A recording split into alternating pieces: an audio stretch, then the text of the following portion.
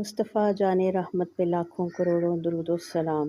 بسم اللہ الرحمن الرحیم۔ السلام علیکم ورحمۃ اللہ وبرکاتہ۔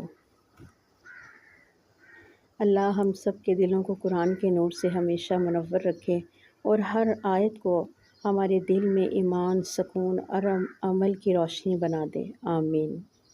آج ہم سورہ بقرہ میں آیت نمبر 73 کا ترجمہ پڑھنے جا رہے ہیں۔ ترجمہ: پھر ہم نے کہا کہ اس گائے کے کسی حصے سے اس کو مارو، اس طرح اللہ مردوں کو زندہ کرے گا اور تمہیں اپنی نشانیاں دکھاتا ہے تاکہ تم عقل سے کام لو۔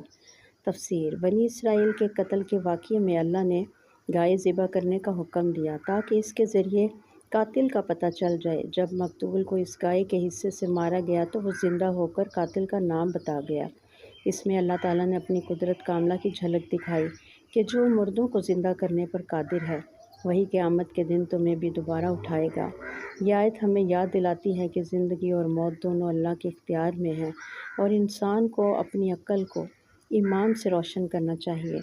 عمل کا پیغام یہ ہے کہ جب بھی کسی بے بس یا مایوس حال پر نگاہ جائے تو اپنے دل میں کہیے، اللہ چاہے تو مردہ دلوں کو بھی زندہ کر دیتا ہے۔ بے شک دعا ہے اس رب کریم سے، یا حیو یا قیوم، ہمارے دلوں کو اپنے ذکر سے زندہ فرما دے، ہمیں غفلت کی موت سے بچا اور ایمان والی زندگی عطا فرما، آمین۔